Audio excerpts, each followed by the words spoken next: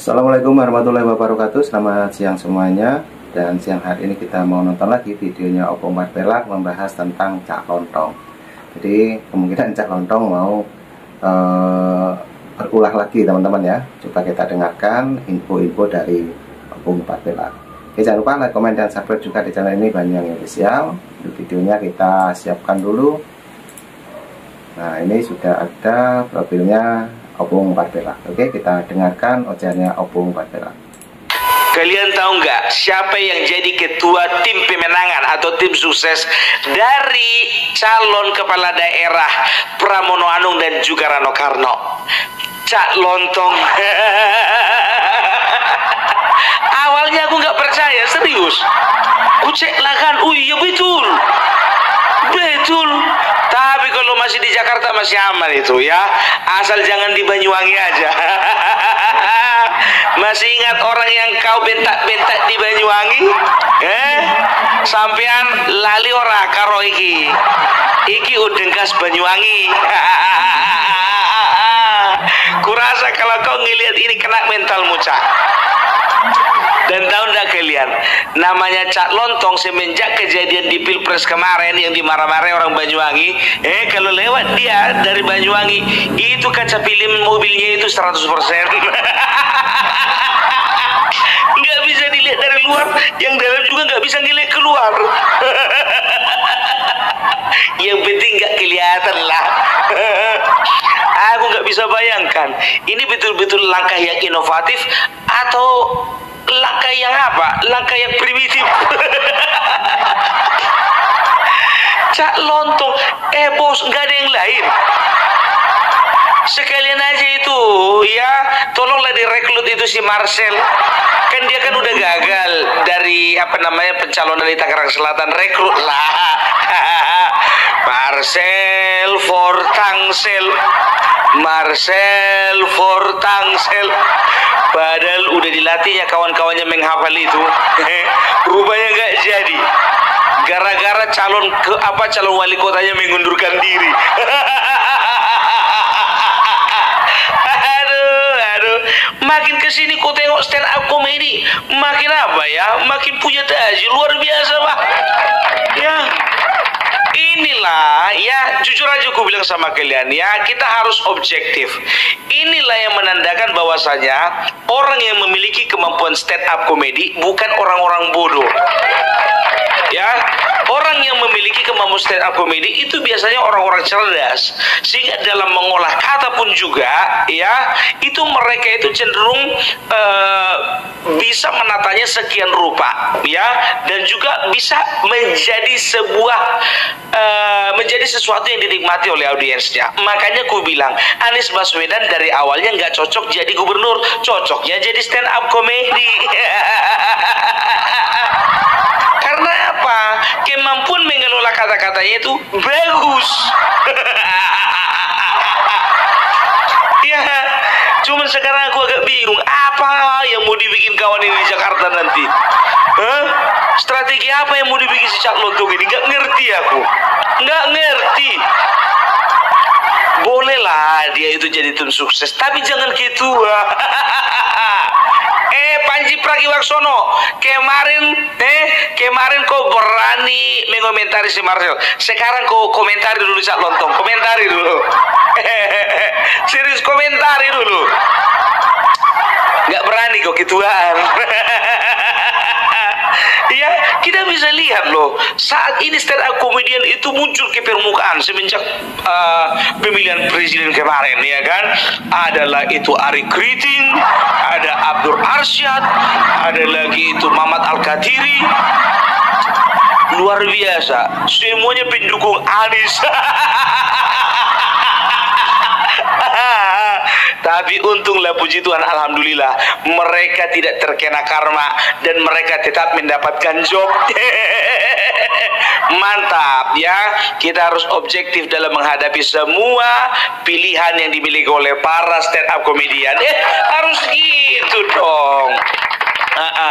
Tapi ngomong-ngomong ya kan, Ari Kriting dan kawan-kawan kemarin dia mau dapat nasi karet berapa? Nasi bungkus karet berapa? Jadi tolong lihat juga untuk Cak Lontong ya, untuk kampanye nanti itu dikondisikan ya. Kalau bicara nanti nasi bungkus untuk para peserta kampanye, masalah karet 1, karet 2, karet 3, tanya aja sama Rick Riting. Udah pengalaman itu. Kebetulan kan kemarin kan satu perjuangan kan, sama-sama demo kan, iya kan, sama-sama demo kan. Maksudnya bukan Cak Lontongnya, tapi dari pihak PDIP-nya sama-sama, nggak tahu lah, sama-sama demo atau numpang demo, nggak tahu juga, ya kan, supaya rancangan undang-undang pilkada itu revisinya itu ditolak kan begitu ya. Ya untuk Cak Lontong ya, aku bilang samamu, nanti begitu kampanye ingat ya, tahan emosi ya, jaga tensi. Sebelum kau kampanye nanti minum dulu amlodipin.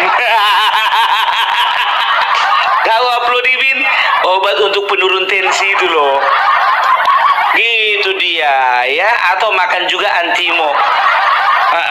Anti mabuk gitu ya. Mana tahu kau ngelihat begitu banyaknya orang yang nggak datang, bukan banyak yang datang, banyaknya orang yang nggak datang, mabuk kau. Ngamuk-ngamuk sendiri kau tantrum, mana tahu.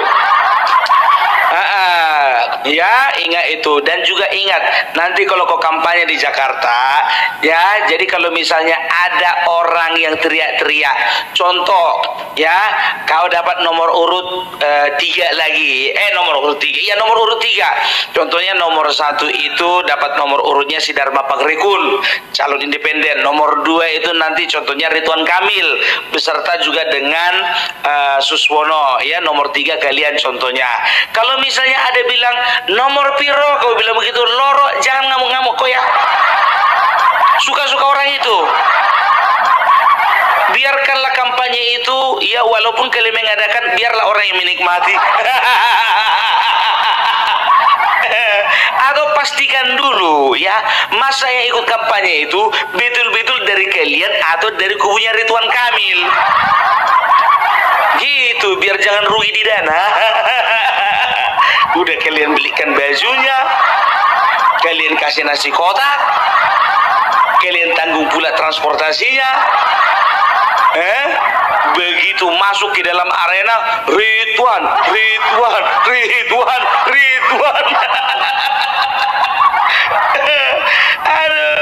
Aduh.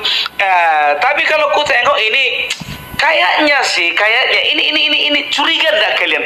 Kenapa Cak Lontong gitu loh? Tanda tanya besar enggak kalian? Ini seolah-olah PDIP nggak serius gitu loh, yang nggak serius dalam menghadapi kampanye persiapan untuk memenangkan pemilihan di Jakarta gitu loh. Karena mungkin mereka juga udahlah, menang-menang ya kalah gitu loh, ya kan? Tuh juga daripada stres kita lebih bagus lah, daripada stres sebelum kalah lebih bagus ada hiburan kan begitu. Iya, serius. Makanya aku bilang, tanda tanya, kenapa Cak Lontong? Ya kan? Setelah itu ada juga beberapa pemain sidul seperti Cornelia Agatha. Yang jadi pertanyaanku, apa dia pernah ikut di partai politik? Ya kan? Dan juga ada beberapa tokoh-tokoh lawak lainnya gitu loh. Ini orang mau pilkada atau mau main teater, pikirku begitu kan? Wah, jadi tapi kayaknya makin kesini makin ku tengok ini ya kan, memang betul itu tercium aroma ya, bahwasanya PDIP sebenarnya sekarang sedang mendekatkan diri sama Prabowo. Nah, ini sangat asik sekali teman-teman ya, kita dengarkan, dan videonya masih panjang, mari kita tonton lagi karena ini ada ceritanya Cak Lontong. Oke, lanjut kita play lagi. Iya, betul, sedang mendekatkan diri dengan Prabowo. Makanya kayaknya pun juga ini gelagatnya nggak terlalu serius ini. Perhatikan kalian lah, dengarkan kalian ngomonganku ini. Coba, sampai detik ini semenjak diumumkannya Pramono Anung dan juga Rano Karno, ada kalian dengar lagi orang itu mencak-mencak Ada kalian dengar lagi Masington Koar-Koar? Ada kalian dengar lagi yang namanya Adiana Betupulu teriak dinasti-dinasti? Ada kalian tengok lagi sini di situ terus tantrum? Nggak pernah kan? Udah terjawab sudah. Ya, apalagi sekarang yang mau apa lagi, yang mau kita sangkal lagi ya. Semuanya kepingin menjadi bagian dari kekuasaan. Mana sih ya PDIP di luar kekuasaan? Macam betul aja. Kemarin zamannya SBY ya, mereka itu berapa lama, sekian lama menjadi oposisi, nggak bisa nikmati apa-apa tuh. Apa coba, apa yang bisa mereka nikmati? Nggak ada kan? Itu dia. Tapi sebetulnya kalau kukatakan ya, sebetulnya PDIP ini lebih bagus di luar kekuasaan. Karena apa? Ketika dia di luar kekuasaan ya, mereka ini betul-betul memposisikan dirinya sebagai partai wong cilik. Apa-apa yang menjadi kebijakan pemerintah agak menyenggol kepentingan wong cilik, bersuara. Ya, naik harga BBM, bersuara. Naik harga sembako, bersuara. Nah, kemarin waktu Joko Widodo menaikkan harga BBM, bersuara enggak? Enggak. Makanya aku bilang kayaknya lebih cocok lah di luar aja lah, supaya ada check and balance gitu loh. Tapi kalaupun juga masih kepingin di dalam pemerintahan, nggak apa-apa lah, ayo kita gandengan tangan, itu aja ya. Dia kan pun mikir juga, dia itu nggak rela bertukar posisi dengan PKS. Udah dilihatnya bagaimana tersiksanya PKS selama 10 tahun ini. Kekurangan logistik. Nggak main-main loh biaya operasional sebuah partai politik itu. 1 tahun itu bisa mencapai sampai 1 triliun loh. Makanya aku bilang, untuk membiayai DPD, untuk membiayai DPC, untuk membiayai ranting kan begitu, nggak main-main. Makanya aku bilang, apa siap di luar pemerintahan. Itu dia. Tapi ya itulah, kita lihatlah bagaimana kinerjanya Cak Lontong nanti ya. Aku takutnya nanti ya kan, kampanye orang contohnya ya kan, dibikinnya tiket masuk. Perform pula dia di situ.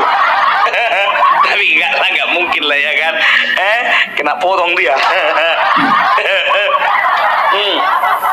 Itu dia. Tapi ku tengok sih Jakarta untuk saat ini ya, untuk kedepannya tidak ada ketegangan ya. Yang ada sepertinya kampanye mengembirakan gitu loh. Bakalan ada lawak-lawak. Iya kan, Dharma Pangrigun sampai sekarang masalah pencatutan KTP. Coba bayangkan kalian, nggak nyampe 2 minggu dapat KTP sebanyak 1,7 juta KTP. Dari mana itu? Yang pemilihnya semua RT di Jakarta itu. Aduh, makanya aku tengok makin kesini kok pemilihan Jakarta kok awak kepengennya panas gitu kan. Awak nanti kan kubu sini menyerang sana, yang sana menyerang sini, kan begitu. Begitu keluar pengumuman, bersenang-senang lah, bersorak-sorak dari sebelah sini, gara-gara di sana kalah, kan begitu. Ini semana lagi mau apa lagi? Mau bersenang-senang. Ku tengok dua-duanya udah sama-sama senang. Aduh, ada pula lagi isu katanya independen itu calon boneka itu. Boneka apa? Pinocchio. Tuh, Pak Amin Rais yang cocok kau bilang Pinocchio itu. Jangan Joko Widodo kau bilang si Mulyono, sebentar kau bilang lagi si Pinocchio. Aduh. Jadi kalau kau bilang sih ya, itu udah cocok lah, Cak Lontong itu udah cocok lah. Selama pemilihan tidak ada di Banyuwangi, cocok lah Cak Lontong itu. Nah, semakin asik teman-teman ya. Ini mengingatkan waktu ini teman-teman, Pilpres kemarin ya. Di situ pernah kejadian ada Cak Lontong yang di Banyuwangi sini ya, terutama di lokasi saya. itu sempat dijadikan viral di sini. Oke teman-teman, kita tonton kembali, kita dengarkan ocehannya Opung Marpelan. Ya, dia orang terpelajar kok, dia seorang insinyur kan kalau tidak salah, dia harus seorang sarjana. Makanya gue bilang ya, setiap orang yang stand up komedian ya, kalian nggak bisa anggap remeh, kalian nggak bisa ukur isi kepalanya seorang stand up komedian, nggak bisa ya. Lihatlah ya, banyak sekarang stand up komedian kaya-kaya ya kan, Marcel Fortangsel. Aduh ngiri kali si Panji ini bah. Ternyata duanya si Panji Pragiwaksono terhadap Marcel itu ternyata dijawab yang maha kuasa. Terlebih lagi mungkin warga di Tangerang Selatan, ya kan, dilihatlah, ya bang, kayak gini lah model calon wakil wali kota. Kayak mana lah kami memajang fotonya ini di kantor.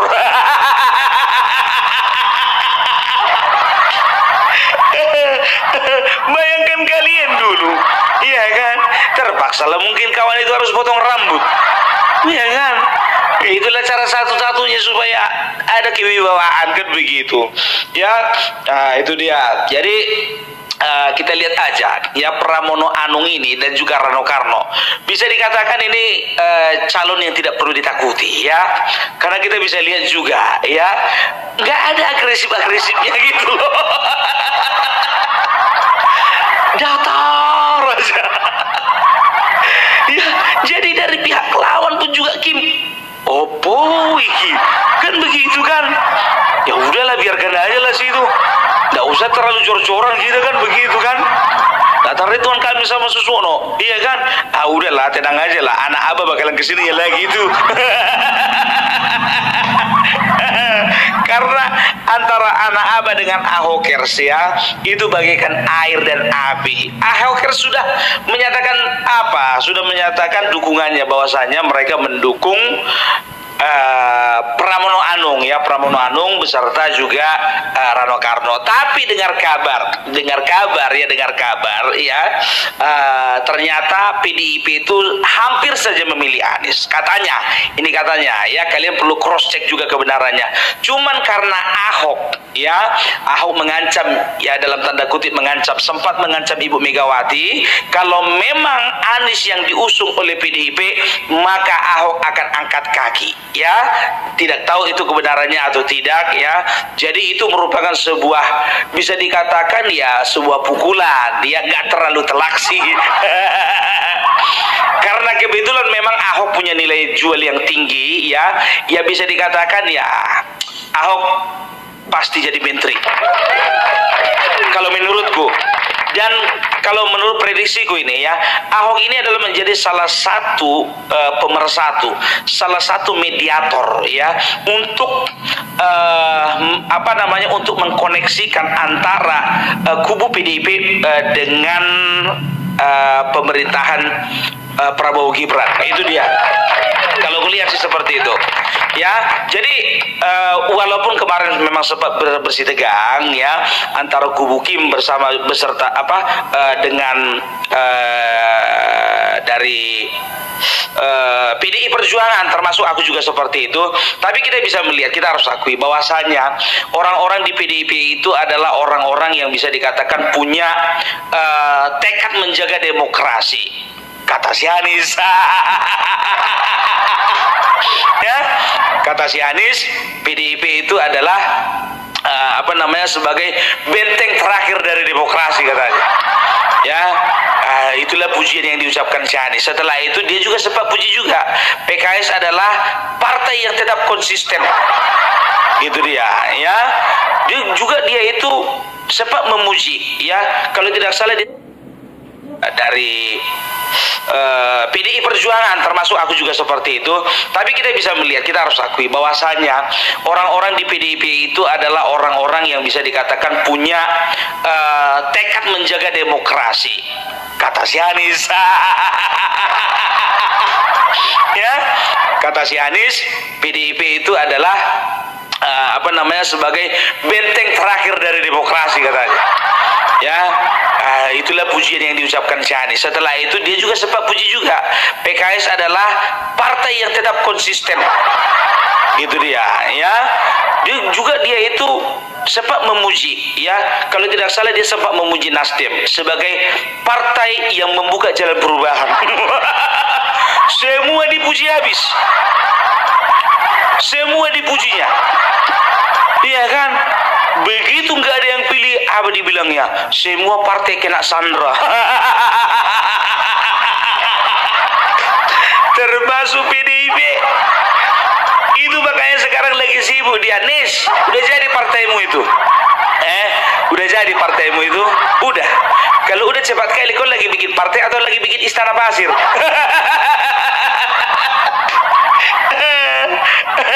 Lagi bingung dia. Mau bikin partai, semangatnya minggu-minggu, tapi dana nggak ada. Mau minjam kemana? Lagi tempat minjam dia. Minjam JK yang kemarin belum selesai.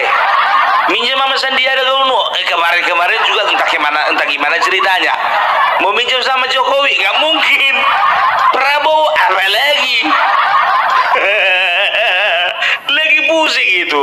Nanti kalau dia itu ku tengok bentar lagi itu sama kayak siapa si Amin Rais itu. Bikin partai, dana nggak ada, minta sumbangan sama anggota.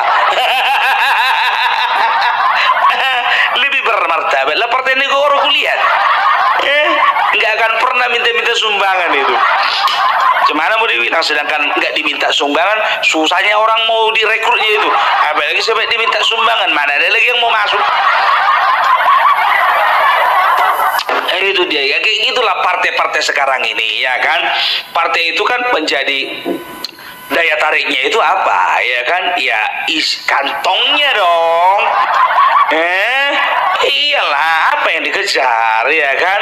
Kayak mana kita mau masuk partai sementara? Kalau aku pun juga contohnya disuruh masuk partai, ya kan, yang nggak pernah punya kursi di DPR sana, mana mau aku? Jujur aja aku bilang contoh, misalnya masuk ke partai PSI, katanya PSI, mikir-mikir dulu aku. Masuklah ke Perindo, mikir-mikir juga aku.